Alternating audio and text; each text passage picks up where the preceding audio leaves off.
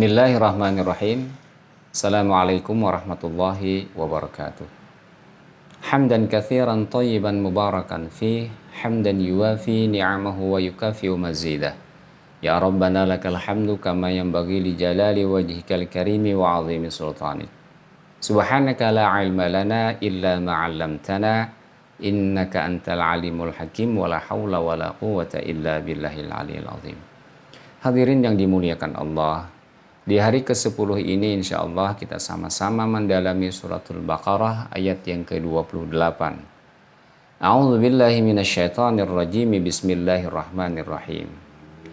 Kaifa takfuruna billahi wa kuntum amwatan fa ahyaakum thumma yumitukum thumma yuhyikum thumma ilaihi turja'un.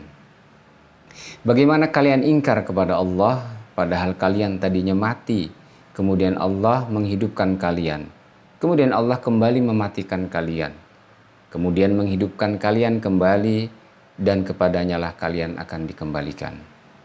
Hadirin rahimakumullah, jika kita perhatikan ayat ini diawali dengan lafaz kaifa, yakni istifham atau kalimat bertanya. Namun maksudnya bukan untuk mendapat jawaban, tetapi lebih kepada ta'jub atau keheranan. Allah Subhanahu wa taala heran kenapa orang-orang kafir tetap dalam kekafirannya sementara mereka tadinya adalah benda mati, kemudian dihidupkan Allah, kemudian nanti mati lagi, dan suatu ketika akan dibangkitkan atau dihidupkan kembali untuk dikembalikan kepada Allah Subhanahu wa taala. Sehingga Imam Ali As-Sabuni menyatakan kaifa takfuruna billahi, bagaimana kalian kafir kepada Allah, istifhamu litaubihi wal inkar. Ini merupakan sebuah pertanyaan untuk mengecam dan mengingkari. Wal makna kaifa tajhaduna al Khaliq. Bagaimana mungkin kalian durhaka kepada Sang Al-Khaliq, wa tunkiruna sani, dan kalian tetap durhaka kepada Sang Pencipta. Hadirin rahimakumullah, Muhammad Mutawalli Asy'arawi menjelaskan bahwa ini adalah ayat yang kesekian kalinya dalil yang menuntun manusia untuk beriman setelah bukti tentang penciptaan langit dan bumi, bukti tentang penciptaan manusia yang dalilnya tidak satu pun bisa terbantahkan. Kaifa ba'da hadhil adillah al-wadihah takfuruna billah, kata beliau. Bagaimana mungkin setelah sekian banyak dalil itu manusia masih ingkar kepada Allah? Kufrukum la hujjata lakum wala mantiqa. Kekafiran kalian itu tidak ada argumentasi dan tidak ada hujjah sama sekali. Wasu'alu yakunu marratan litaubih, dan pertanyaan seperti ini adalah tidak lain untuk mengecam. Hadirin yang berbahagia yang dimuliakan Allah, Imam Al-Qurtubi memberikan keterangan jika ada suatu pertanyaan, fa in qila kaifa yajuzu an yakuna hadzal khitabu li ahlil kitabi wa hum la yakfuruna billah. Bagaimana bisa seruan ini ditujukan kepada ahlul kitab, baik Yahudi maupun Nasrani, ya padahal mereka itu tidaklah ingkar kepada Allah. Fal jawabu ala dzalika, maka jawabnya adalah ma sabaqa min annahum lamma lam yuthbitu amra Muhammad alaihi salatu wassalam lam yusaddiquhu fima ja'a bih. Maka jawabannya adalah sebagaimana sebelumnya bahwasanya mereka belum menetapkan persoalan Muhammad ini, bahwa mereka belum membenarkan terhadap apa yang dibawa oleh Rasulullah, mereka belum membenarkan Al-Quran, faqad asyraku, maka mereka disinilah syiriknya kepada Allah. Li'annahum lam yuqirru bi annal Qur'ana min 'indillah. Karena juga mereka belum berikrar atau mengakui bahwa Al-Quran itu betul-betul dari sisi Allah Subhanahu wa taala. Wa man 'azama anna al-Qur'ana la kalamul bashar. Di antara mereka juga ada yang masih mengakui bahwa Al-Quran itu adalah kalam manusia, kalam seseorang. Faqad asyraka billahi wa sara naqidan lil ahdi. Maka sungguh saat mereka seperti itu, maka mereka syirik kepada Allah, dan ini bertentangan dengan perjanjian bahwa mereka tidak menyembunyikan apa yang mereka ketahui. Meski mereka beriman kepada Allah, namun saat meragukan Muhammad sallallahu alaihi wasallam dan meragukan Al-Quran di sisi Allah, maka keimanan ini tidak diterima oleh Allah Subhanahu wa taala. Hadirin rahimakumullah. Keimanan itu memerlukan sesuatu yang utuh. Walau ia beriman kepada Allah dan Rasulullah, tidak dianggap beriman secara sempurna ketika dia tidak meyakini terhadap Al-Quran atau menolak Al-Quran atau menolak ajaran-ajaran Al-Quran dan keyakinan bahwa ada ajaran yang lebih baik daripada Al-Quran.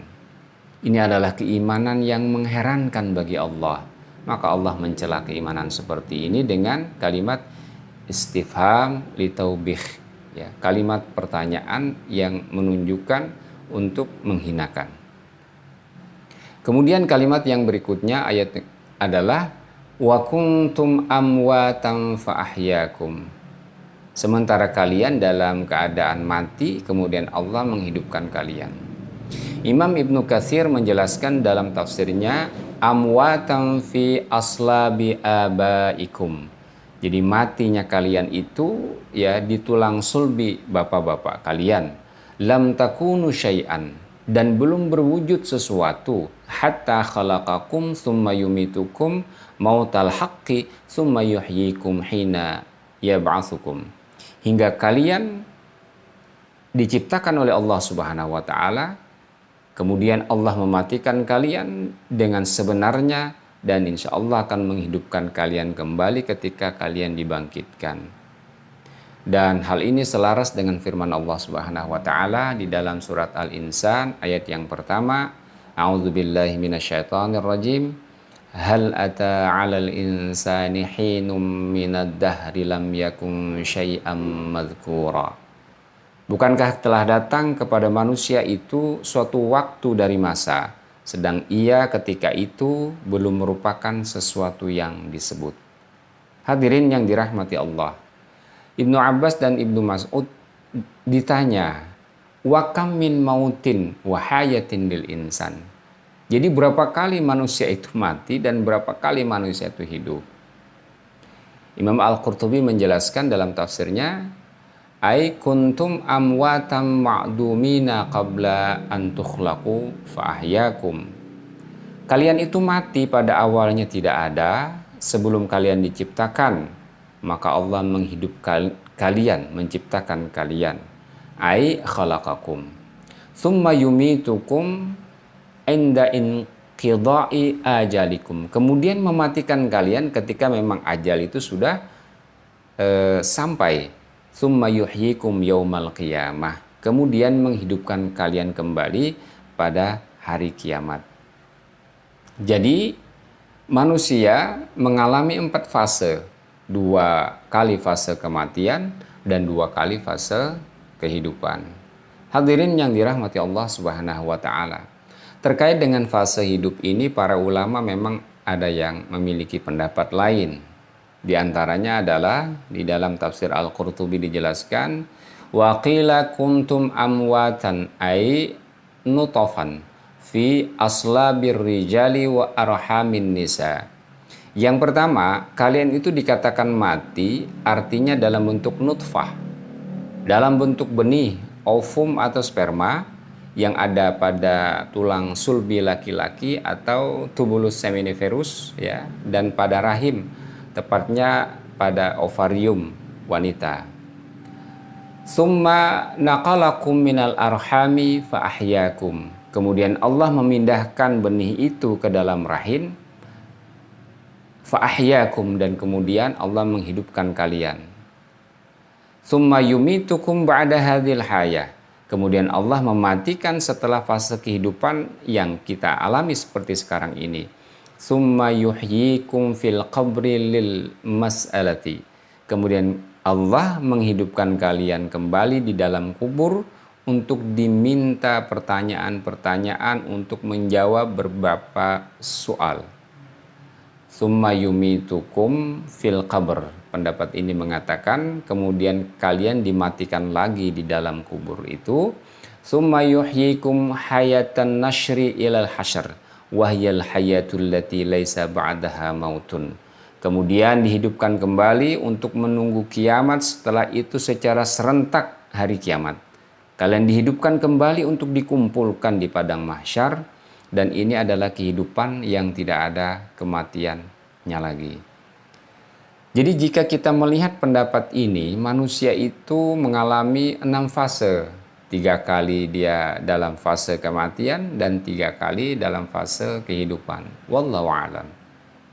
Namun Imam At-Tabari, Imam Ibnu Katsir, dan kebanyakan mufassir lainnya berpendapat bahwa 4 fase sebagaimana firman Allah Subhanahu wa taala di dalam surat Al-Mu'min ayat yang ke-11, Rabbana amattana isnatain wa ahyaitana isnatain.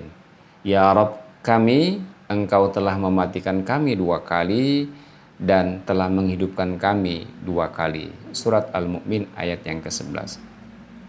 Hadirin rahimakumullah, kemudian firman Allah, "Tsumma ilaihi turja'un", kemudian kepadanya lah, kepada Allah lah kalian dikembalikan. Artinya menurut Imam Al-Qurtubi, ila azabihi marji'ukum likufrikum. Kalian akan dikembalikan kepada azab Allah sebagai tempat kembali disebabkan keingkaran kalian kepada Allah Subhanahu wa taala. Hadirin yang dimuliakan Allah, semua yang kita lakukan di dunia ini akan diminta akuntabilitas di hadapan Allah Subhanahu wa taala, akan diminta tanggung jawab di akhirat kelak.